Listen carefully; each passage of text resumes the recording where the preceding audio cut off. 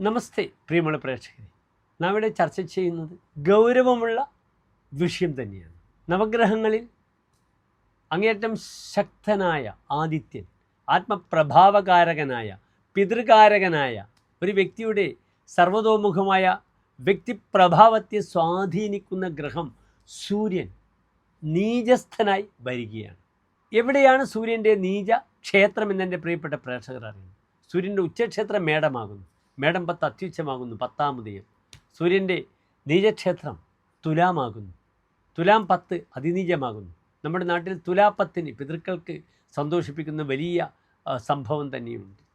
പിതൃക്കളുടെ സന്തോഷം കൊടുക്കുക, ഈന്തിൻ്റെ പായസം ഇതൊക്കെ വെച്ച് കൊടുത്ത് പിതൃക്കൾക്ക് സന്തോഷിപ്പിക്കുന്ന അപ്പവും പഴവും ഒക്കെ കൊടുത്ത് പിതൃക്കളെ സന്തോഷിപ്പിക്കുന്ന ഒരു ദിനമാകുന്നു തുലാം 10.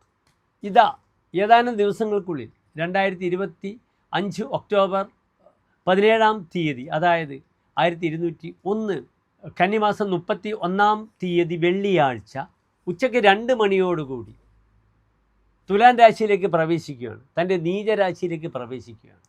എൻ്റെ പ്രിയപ്പെട്ട പ്രേക്ഷകർക്ക്, മേടം മുതൽ മീനം വരെയുള്ള പ്രേക്ഷകർക്ക് ഈ സൂര്യൻ്റെ ചരവശാലുള്ള നീചരാശിയിലേക്കുള്ള മാറ്റം എപ്രകാരമാണ് ശുഭാശുഭ ഫലങ്ങളെ പ്രദാനം ചെയ്യുക എന്ന വിഷയമാണ് നാം ഇവിടെ ചർച്ച ചെയ്യുന്നത്.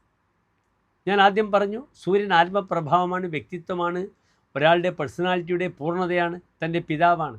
താതസ് ആത്മപ്രഭാവോ ദ്യുമണിഹി, അച്ഛനും തൻ്റെ ആത്മപ്രഭാവവുമാകുന്നു സൂര്യൻ. ചന്ദ്രൻ അമ്മയും മനസ്സുമാണ്. ആത്മപ്രഭാവകാരകനായ സൂര്യൻ ബലവാനാണെങ്കിൽ ഒരാൾക്ക് തൻ്റെ പ്രഭാവത്തെ ഇംപ്ലിമെൻ്റ് ചെയ്യുവാനുള്ള കരുത്തുണ്ടാകും. ആ കരുത്ത് നഷ്ടപ്പെടുന്ന ഒരു മാസമാണ് നമ്മുടെ മുന്നിലുള്ളത്.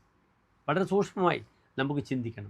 ഓരോ രാശിക്കാർക്കും എപ്രകാരമാണ് സൂര്യൻ്റെ തുലാരാശിയിലേക്കുള്ള മാറ്റം അനുകൂലം അല്ലെങ്കിൽ പ്രതികൂലമായി വരുന്നത് എന്ന വിഷയം.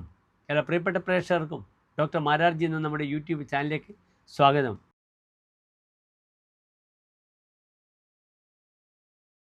മകംപുരം ഉത്രം നക്ഷത്രത്തിൻ്റെ ആദ്യത്തെ 15 നാഴികയാണ് ചിങ്ങൻ രാശി.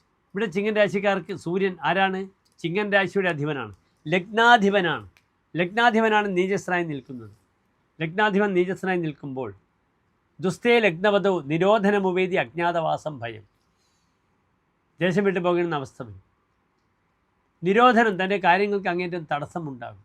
വ്യാധ്യാദീനി ഇതരക്രിയാഭിഗമനം, ഒരു കർമ്മത്തിൽ നിന്ന് മാറി മറ്റൊരു കർമ്മത്തിലേക്ക് പോകുവാനൊക്കെ ചിന്തിക്കും. രോഗാദി അരിഷ്ടതകൾ വരും. സ്ഥാനച്യുതിയും, സ്ഥാനം പൊസിഷൻ നഷ്ടപ്പെട്ടു പോകും. ആപത്തുകൾ ഉണ്ടാകുമെന്നാണ് ഫലം പറഞ്ഞിരിക്കുന്നത്. ഈ സൂര്യൻ നിൽക്കുന്നത് 3-ാം ഭാവത്തിലാണ്. 3-ാം ഭാവം എന്താണ്? ധൈര്യം, വീര്യം, ദുർബുദ്ധി. തൻ്റെ ദുർബുദ്ധി, ധൈര്യം, പരാക്രമം, സഹോദര പരാക്രമവും, തൻ്റെ സഹോദരങ്ങളും തൻ്റെ പരാക്രമങ്ങളും സഹായികളും. ദക്ഷകർണ സഹായിച്ച ചിന്തനീയ സ്ത്രീയത, തൻ്റെ വലത്തെ ചെവിയും തൻ്റെ സഹായികളാണ്. ഇവർക്കൊക്കെ തന്നെ അപകടങ്ങളുണ്ടാകും. ഒരു ഗ്രഹം നീചസ്ഥനായി നിൽക്കുകയാണ്. ഈ വിഷയത്തിലൊക്കെ പ്രത്യേകിച്ച് 3-ൽ സൂര്യൻ വരുമ്പോൾ തൻ്റെ മൂത്ത സഹോദരങ്ങൾക്ക് വളരെ ദോഷമാണ്. അഗ്രജാതം രവിർഹന്തി, 3-ൽ സൂര്യൻ വരുമ്പോൾ മൂത്ത സഹോദരങ്ങൾക്ക് ദോഷമുണ്ടാകും. മതിവിക്രമവാൻ തൃതീയകെ അർക്കെ, 3-ൽ സൂര്യൻ നിൽക്കുമ്പോൾ ബുദ്ധിയും വിക്രമവും പ്രകടിപ്പിക്കും. പക്ഷെ ഇവിടെ തൻ്റെ ബുദ്ധിക്കും പരാക്രമത്തിനും വേണ്ടത്ര ഉശിരുണ്ടാകില്ല എന്നാണ് ചോദിക്കുന്നത്. പലപ്പോഴും തൻ്റെ പരാക്രമം അസ്ഥാനത്തായി പോകും. സഹോദര വിഷയം ശ്രദ്ധിക്കണം, തർക്കമുണ്ടാകാം. ഇപ്പോൾ 3-ാം ഭാവത്തിൽ ചൊവ്വയോടുകൂടിയാണ് സൂര്യൻ നിൽക്കുന്നത്. ഭൂമിപരമായ വിവാദങ്ങൾ, സഹോദരങ്ങൾക്കുണ്ടാകുന്ന അരിഷ്ടതകൾ, അതിനൊരു ഭാഗഭാക്കാക്കും താൻ ഇപ്രകാരമുള്ള ക്ലേശങ്ങളൊക്കെ വരും. 3-ൽ സൂര്യൻ വരുമ്പോൾ ചമത്കാരിക ചിന്താവണി ഇപ്രകാരം പറയുന്നു: തൃതീയ യഥാ അഹർമണി ജന്മകാലയെ പ്രതാപാധികം വിക്രമിച്ച ആദനോതി. 3-ൽ സൂര്യൻ വരുമ്പോൾ പ്രതാപത്തിൻ്റെ ആധിക്യമുണ്ടാകും.